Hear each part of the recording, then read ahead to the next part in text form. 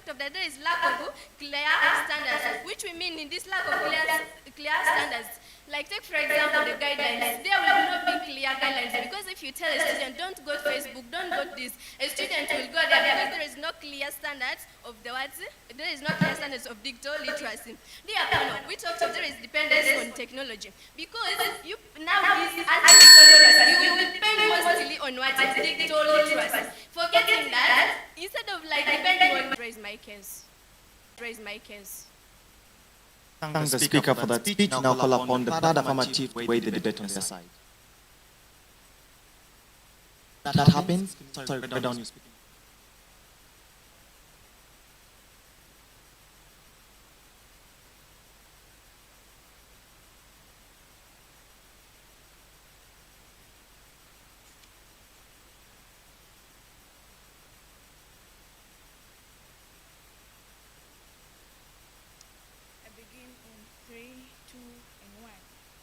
One thing we need to know, team opposition fails to tell us, to show us exactly how teachers fail to have enough time to be trained. But now, Judge, we tell you that there is Zoom training ongoing right now because of the UCC implementation. We think that teachers can still train through the Zoom training, which then means that the wastage of time is not going to be there because one, teachers are going to be teaching at the same time being trained. We think that that is going to be achieved at that side of the house so that time is not going to be wasted. Now that they come and talk about dependency, they come and tell us that you see, Judge, there's going to be dependency because learners are going to be depending on only ICTs and the rest of the things. But then Judge will tell you that dependency is going to happen mostly that side of the house because one, learners are going to be given everything by teachers, and then secondly, learners are not going to be socializing with others, and then thirdly, learners are not going to be exposed to the global world. Now Judge will come and tell you that you see, by that we think that learners are going to depend on only the teachers and depend on only the knowledge the teachers give them. But then the comparative is that when our learners are exposed or maybe have the access to digital literacy, we think that they're going to become more creative in a way that they're going to socialize with others, and then at the end of the day, we think that they're going to become creative and then innovative because they're going to realize very many ideas after socializing with others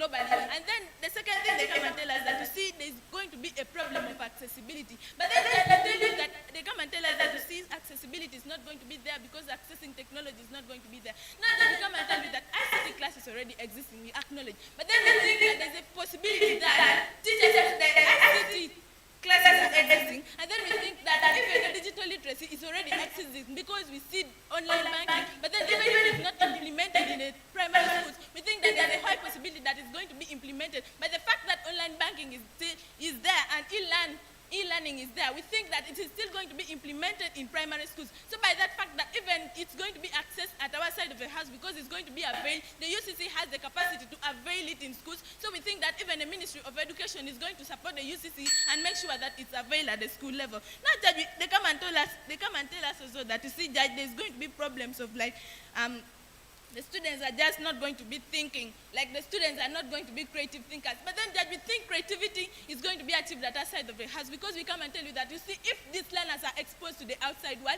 we think that they're going to get ideas through the AI, and then we also think that they're going to socialize with outside friends. That means that they're going to be having more creative ideas that are going to be gained from their different friends that they socialize through the media. Now Judge, they come and talk about also, which then makes creativity to be our major clash in this debate. We think that creativity is going to be achieved at our side of the house because we tell you clearly that the learners are going to socialize with their friends through the exposure of internet and then the rest of it. Now, Judge, they come and talk about, we also come and tell you that, you see, Judge, why are we prioritizing? The thing is, we are prioritizing because we have a duty to prepare. We think we want to prepare our children to the best world that is coming in the nearby future. So by that fact, we think that it's going to be better because when the comparative is that if we don't prioritize them, we think our children are not going to be adapted to the next generation, like the next, because our world is going global, we think that the children are not going to be adapted to the next world.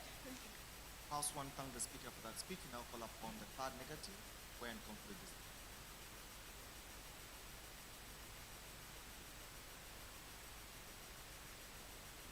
All right. My speech begins at CBA. So, dear Judge, in today's debate, we see the fact that we are to look on how impact does digital literacy bring to the government, to the schools, and to the students and the parents as well.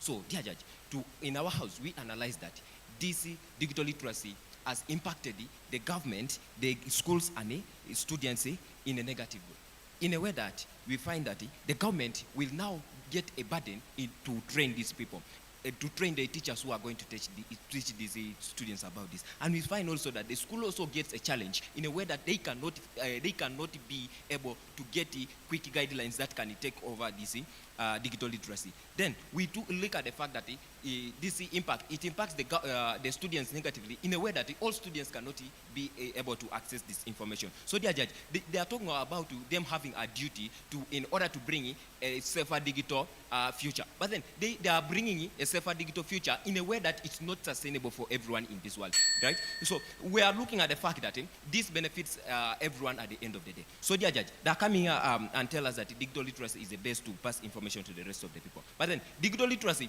we and our house believe that digital literacy comes after traditional ICT lessons, because someone cannot just wake up from nowhere and start operating a computer. But that means we are necessarily looking at the fact that someone has to first undergo under digital, under traditional ICT lessons in order to learn how to operate these computers. They are talking about that the traditional ICT lessons bring about only typing. But then they forget that traditional ICT lessons, classes also bring about to teaching students how to use emails. So, dear judge, team affirmative do not really bring to the content that we believe in this house. So they come here and saying that they are aiming to bring students all online. But then we believe that in our household also we believe that when traditional ICT classes, we find that even students can still be online. They can still participate in being online. So they're talking about creativity and innovation. But in our house we believe that that cannot work best in their house. But then it works best in our house. Why? Because this is all we bring the mindset of students. Students think of their own, not depending on ICT, not depending on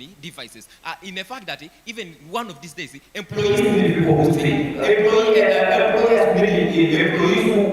know how to solve problems on their own in their aspect of what digital devices. So we are looking at the fact that we in our house we can bring a future whereby everyone is capable, or everyone is capable of bringing development in our country. So in this case, Team affirmative loses their case. So dear judge, if your mind of a sustainable or like a sustainable solution to safer digital future, then you could vote for team opposition. But then if you do not mind about the safer sustainable safer digital literacy in the nation, and you mind about only the developed people or the planned kids, then you could vote for team affirmative. But remember, we are to bring everyone together. So dear judge, what do we come in and put on board? We come in and talk about the work, overload of teachers' work. So dear judge, we are talking about the fact that these teachers will be overloaded and the curriculum is already loaded. And that's why we bring the fact that we need to just integrate this. All right, thanks so much. I would like to raise my case. I'm a proud negate. All right, I would just thank the speakers for that speech. Please just cross and shake hands and return feedback.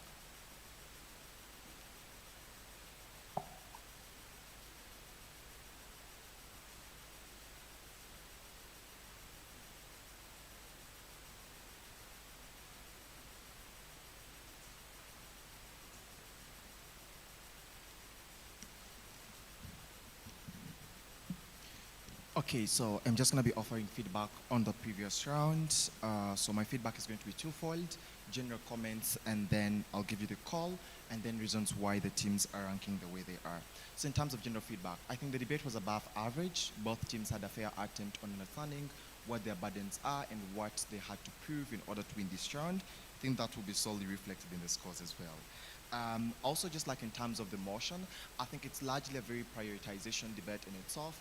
A couple of things are not so important within such charts. One, the chart on feasibility is always not so important because the underlying assumption in setting the motion is that fairly both sides can all implement and can have value in the way that they do whatever policy they will do. The question is always on why is it that if we take the route that you want us to take, are we more likely going to get maybe more impacts or more value out of that anyways? So we're probably trying to say that, it's going to have better impacts in this way. We save more lives if we take this specific strategy.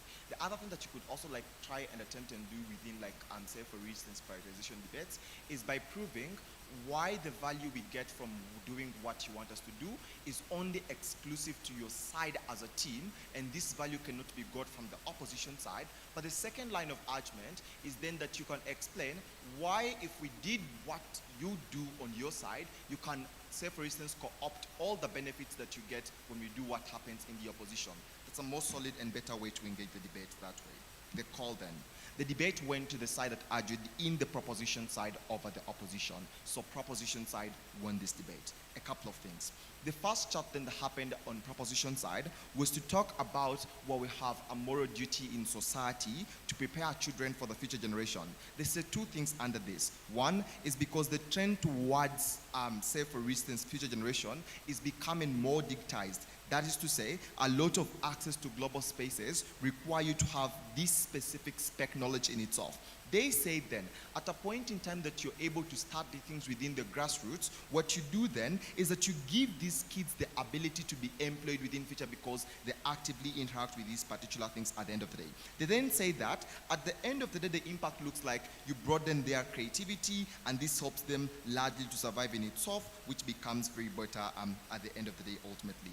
They say on opposition side, you more likely have the things existing within, say, for instance, secondary schools. So it was like not so important in as much as the motion was talking about the prioritization within school setting. What then was the response on opposition? Opposition's response was to say, there is already an existence of traditional classes that already exist, but your problem was twofold. The problem on their side was to say, I think we have limited skill set, which means that a lot of teachers don't understand the things. But secondly, I think your policy largely counts into being not inclusive. That most likely means because of things like poverty, why the things can't be adequately accessed. The position on this was to say, we can't do what can happen on this side. The only reason why we can't do what they want us to do is because you don't have the money, teachers don't have the skill set, which makes it a bit hard to implement the policy. A couple of responses to this stance. The first thing they said was, I think the debate is not about access because we have to do either way anyways. You can't implement your policy, we can't implement our policy. But they said then that UCC has the capacity to implement the thing through their frameworks in itself. That is to say, they already supply things like computer or gadgets or like internet access within school settings. We think they have the viable capacity to do the things at the end of the day ultimately. But the other thing that they talked to you about this was to say that it's less likely, because the chart to say that I think it's going to take teachers quite a significant amount of time to learn this skill set. Like, it's less likely time saving. You have classes happening on Zoom anyways. You have the capacity to learn without adequately going physically within sessions in itself. It's much more, say for instance, flexible, so there's capacity to learn in itself. I think these particular questions then, like these specific responses kind of like answered the biggest question we had on opposition as to why, say for instance, this policy couldn't work in totality from side proposition.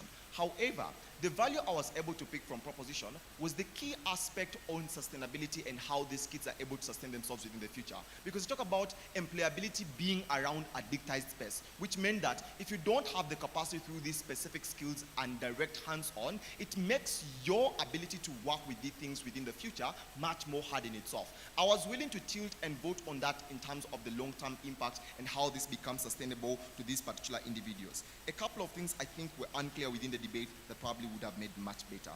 I think first we'll talk about government will most likely support. The biggest question I'm always going to ask myself is that, why is government going to support these things? Because you don't just tell me government is going to support it. You must explain why government is likely going to support it. For example, it's saying that the reason why government is going to support this is because they care about the population. At a point in time that they're able to do things that resonate with the public and give them the ability to survive as individuals, this increases their political buy-in from society as a whole. So the reason why they are doing it is they care about appeasing the population. This gives them political power at the end of the day anyways. I think essentially on this side, what I failed to understand was the value uniquely that comes from traditional ICT classes uniquely. These guys paint for me that the value on this side is about the long-term future employability that comes with actively practicing these skills, and that gives you more experience. I didn't understand then the value and what unique impact that comes from your side at a point in time that we stick to those traditional platforms at the end of the day. When you say that there are no clear standards on applying digital literacy, they preemptively tell you that UCC has the capacity and the mandate to regulate and, say for instance, moderate how the things largely occur and operate within these instances. So I think on engagement level, they kind of robustly tried to engage most of the claims and assertions you had around why this is less likely going to work. That's why I had proposition ranking above you guys. One was largely on the necessity, but Nick